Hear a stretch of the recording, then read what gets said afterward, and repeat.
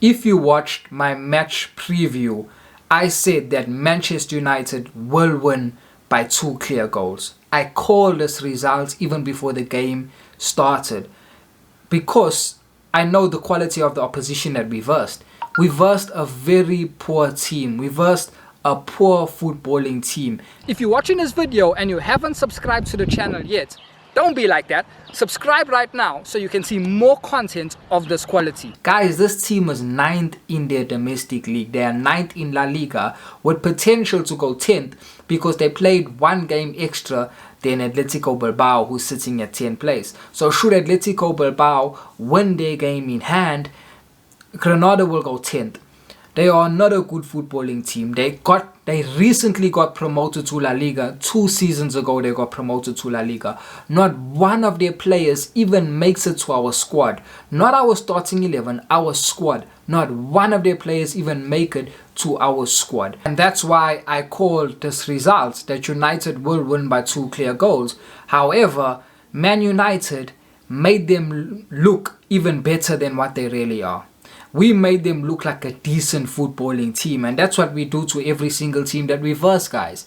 We always make the opposition look better than they really are because we are just that type of team. We are just not exceptional at the game of football. So we make our opposition look better than what they really are, and that's what you saw this game. You saw a game where both teams were in the game. Both teams were even in the game. Even when we got our first goal, Granada was still in the game. And just speaking about our first goal, let's start with the pass. World class. That was a world class pass from Victor Lindelof. That was a pass that you see Virgil van Dijk making, you see Laporte making, you see Varane, you see Ramos, you see Koulibaly, you see all the world class centre backs making, and Victor Lindelof made that pass. And guys, people, the media, they all say Harry Maguire is the ball playing centre back, but you and I know the truth. We know the truth that Harry Maguire ain't no ball playing centre back. How many times we see Harry Maguire making those diagonal long passes, and it goes out for throw-ins each and every time. I think about 8 times out of 10, those passes will go out for a throw-in. Victor Lindelof is better than Harry Maguire, and that's just something that people will have to deal with and people will have to admit. That pass by Victor Lindelof to set up Marcus Rashford was a world-class pass. If a midfielder is making that pass, if Toni Kroos is making that pass, if Paul Pogba is making that pass, we're raving about it. We're not sleeping because of that pass. World-class assist from Victor Lindelof. And then Marcus Rashford, his first touch to kill the ball, the way he killed the ball, excellent. Excellent. His composure as well. He was wrestling against a defender and he slotted it in. That was just a goal of pure class. From the assist to the actual goal, it was pure class. And that's what Rashford gives you. And I said it in my match preview. I said, yes, Rashford is not fit, and Rashford should have never started this game because we have to think for the long term with Marcus Rashford, and we have to protect him as a player. Every player needs protection. They need to recover properly from their injuries. However, Marcus Rashford will always score goals. And that's why I like Rashford. You know, yes, there's certain aspects in his game that is very poor. Very, very, very poor. But, you know, you focus on... a lot of the times you need to focus on the player's strengths over than his weaknesses. Because, you know, that's one of the benefits of having a system in football. When you have a system covers up players' weaknesses and highlights their strengths. Unfortunately, at United, we don't have that system. So our players' weaknesses get highlighted and their strengths, you know, just gets pushed under the carpet, so to speak. But with Marcus Rashford, you know, for me, I'm taking Marcus Rashford over Anthony Martial all day long. Anthony Martial may be more talented, but guys, we know that talent without hard work means nothing. And I'm not saying Anthony Martial doesn't work hard, but he doesn't have the hunger of Marcus Rashford, not by a long shot. One thing that Marcus Rashford does have is hunger. You can't fault Rashford for having hunger. You can see this is a boy that wants to be the best in the world. Yes, he doesn't have the talent to be the best in the world, but you can see he has the hunger. He wants to be that. He wants to be the main guy at United. He wants to be the main guy at United, and I will always choose Rashford over Anthony Martial. I will always choose Marcus Rashford. I like Marcus Rashford. I like his hunger. I like his determination. I like his passion for the game. I really like it, and that goal was really top class that he scored, and that helped us during the game because we did not create any chances after that. Before that we created no chances, and even after that we created no chances. It wasn't a good game by United at all. It wasn't a good game. It was a average game, and not one player I can single out and say this player had a good game besides Victor Lindelof. Victor Lindelof was a standout performer and man of the match for me. Every other player had a subpar game. We made Kennedy look so good. Kennedy that could not make it at Chelsea, we made this guy look so good. But that's what Man United do. That's what we do. So this performance, average performance, guys. But as I said even in my match preview, and I'll say it again, United will go through. We will beat Granada over the tie. We're practically through to the semi-final because we've got 2 away goals, and Granada are a poor team. So going back to Old Trafford, we're going to be without Luke Shaw, we're going to be without Harry Maguire, and we're going to be without Scott McTominay. But it doesn't really matter because we can play our squad players and still get through, even at 0-0. And that's why I said also going into this game, in the first leg this game, I said I want to see Oli at least rotate some of our players that can be rotated, like Luke Shaw.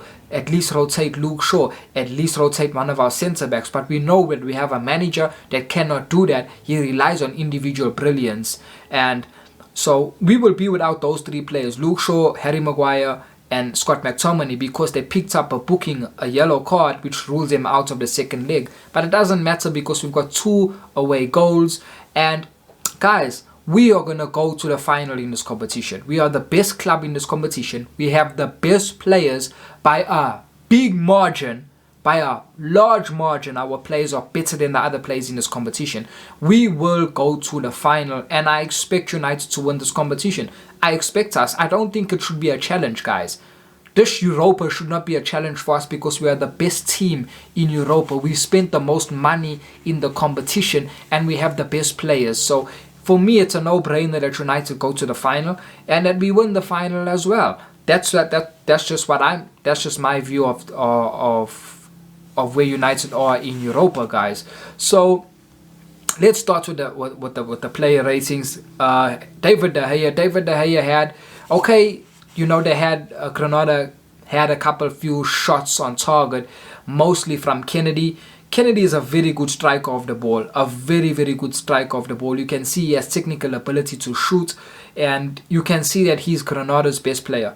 He's Granada's best player, and you can see that they look to him to give them that spark. Herrera also for them is good. He's also good for them. Not good on a global stage, to say, okay, maybe United need to look at their player. No, but he's good for them. So, but I think Kennedy is their main man, and Kennedy had a couple shots, very good shots. Technique was very good. To pull those shots off, it takes a world of technique, and he's got that. And he took some shots out of the box, but David De Gea saved it. So I'm going to give David De Gea a 6. He never really had so much to do. When called upon, he was there to make the basic saves that he should be making. So I'm going to give him a 6. Wan-Bissaka was okay. I'm going to give him a 6 as well. Going forward, obviously we know that he offers nothing going forward, but he was okay. I'm going to give him a 6. Man of the match, Victor Lindelof. Man of the match. Apart from his assist, guys, his defensive ability was outstanding. There was one moment where Herrera flicked the ball over Harry Maguire. Harry Maguire.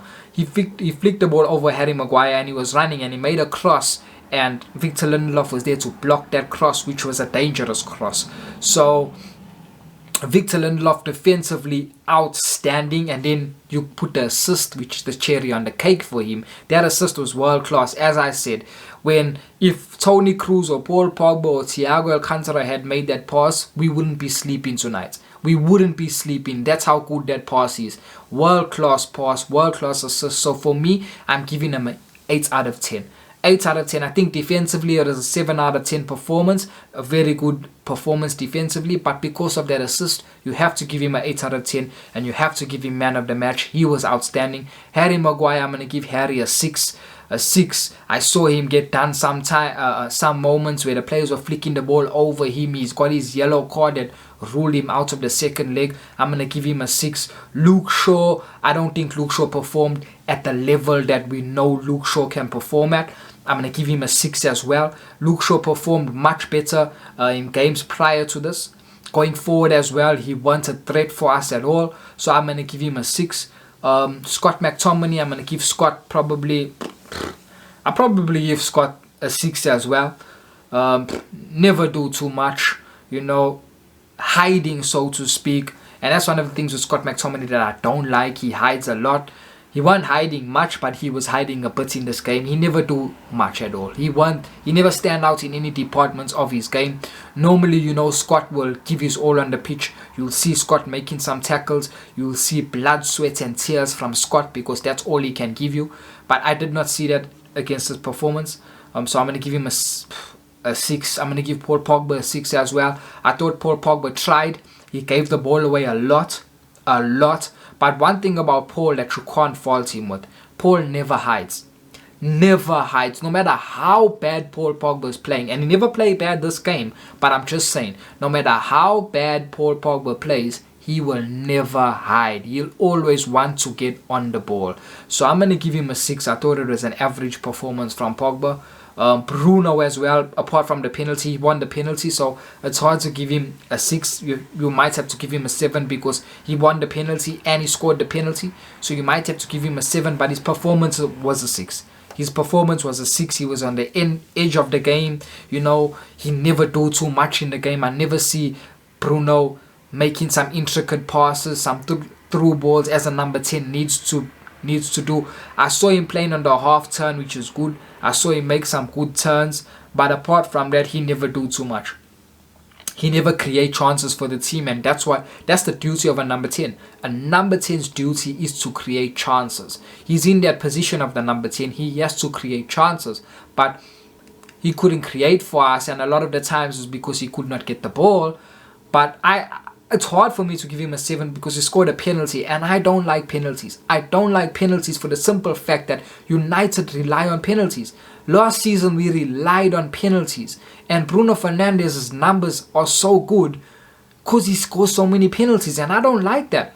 That you see Bruno, I think he's the 3rd highest goal scorer in the Premier League because he scored so many penalties. I don't like those penalty things. I'm serious. I don't like it. I know that finals are decided by penalties and penalties are part of the game, but I just don't like it. I don't like it because it covers up a player's performance. It covers up the stinking performance that a player can have. If he scores a penalty, all of a sudden you're saying, okay, he scored a goal, and people think he performed well. No, so I'm going to give Bruno, I'll give him a 6.5. I'll give him a 6.5. His performance was a 6, and I'll give him the half for scoring that pen. Marcus Rashford, I probably give Rashford good goal, so I'll give Rashford a 7. I still think Rashford has not recovered from his injury. You can still see that in the first half, at the very beginning of the game, you could see him going down on his haunches. You can see he's not playing free, and you can see also he's not enjoying his football. He's not playing with a smile. He's just not enjoying his football because he's not 100% recovered from the injury. If you ask me, I still think he's injured. I think they must be giving him pills or injections to play.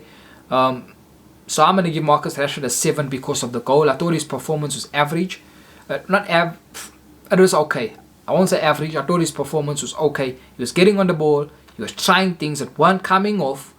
But I'm going to give him a 7 because that goal was top class. Really, really, really top class. His first touch to kill the ball, that takes so much skill to do. That's not easy to do. So I'm going to give him a 7. Dan James, never do anything in the game. I saw him run at the end of the game, but he never do too much. I'm gonna give him a 6. I'm gonna give him a 6. He never do too much. Dan James, I'll never understand Dan James playing for United. I'll never understand because, even in moments in this game, you could see that he's not at this level. And this is Europa. And you can see Dan James is not at this level. It's because he's a championship footballer. So I will never understand, first of all, how we signed Dan James. How did Ole Gunnar Solskjaer look at Dan James and say, that's a player that I think is good enough for United? And let us not be blinded. Ole bought Dan James to start Dan James. Ole never bought him as a squad player. He bought him as a starting 11 player. And I will never understand how a player like Dan James can be playing for United. Even as a squad player, he's not good enough. He's not good enough. As I'm saying, in moments in this game, you saw his fight, his decision making. You saw that this boy should not be playing for United. You saw this boy is not at this level, and this is Europa level. This is versus Granada, and you saw he's not at this level. So I'm gonna give him a 6. You know, I'm just gonna give him a 6. But what I will say of Dan James, he should not be at the club. He should not be at the club, and I'll never understand Ole starting Dan James. Never, never, never. Mason Greenwood, I'll give him a 6 as well. I thought he was on the edge of the game as well. Never do too much. This was one of his lesser performances that he's had these past few games. But this is what you come to expect from a teenager, guys. Teenagers, the number one downfall of a teenager is that they're inconsistent. One week they look like world beaters. The next week they look like they still need to be playing for the youth team. That's teenagers. That's why, as a big club, you cannot rely on a teenager. There is no big club that relies on a teenager to win them trophies or to take them further in during the season. There's no team. There's no big team. You cannot rely on teenagers. You need to rely on a world-class spine, not a teenager. But the problem is that we sort of relying on a teenager. So this was one of his lesser performances, I would say, of Mason Greenwood. And then the substitutes, Matic came on for Paul Pogba, and I would like to think that was a tactical switch. I would like to think that Paul Pogba came off because he had a yellow card and he was at danger of getting a second yellow, because even if you could see the way the game was going from the 70th minute, they really took the game to us. Granada took the game to us. They were the better team from the 70th minute. They were pressing us all over the pitch. They were just better than us from the 70th minutes, and that's when Ole took off Paul. So I would think that it's because Paul had a yellow card and he was at danger because of the game, how the game was going, at danger of getting a second yellow. It can never be a tactical switch to take Paul off. You do not ever take Paul Pogba off. And if you bring in Matic on, then you have a midfield that is very poor on the ball. You have a midfield that's very poor on the ball and can't move the ball quick enough. So I would like to think that it was because of his yellow card. Matic came on, Edison Cavani came on, Donny van der Beek came on, Alex Telles came on. Alex Telles put I think one good ball. He put one good ball, but the other guys, you know, they never do too much. They came on late in the game and never really had any impact. But yeah, guys, this is a Man United performance, you know.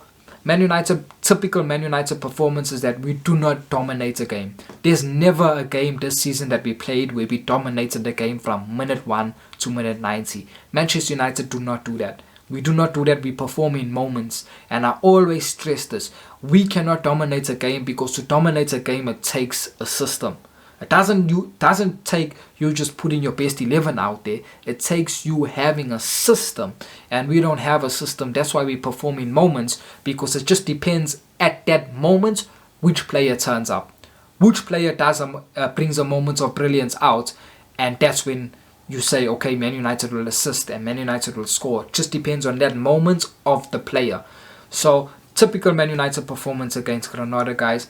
As I'm saying, we will go through to the semi-final. We will go through to the final. And I'm confident that this team should win Europa. We're the best team in Europa. We have the best players in Europa. We're the biggest club in Europa. So that's my match reaction, guys. If you haven't subscribed to the channel, hit the subscribe button and smash the like on this video. I'll see you all on the weekend. Peace.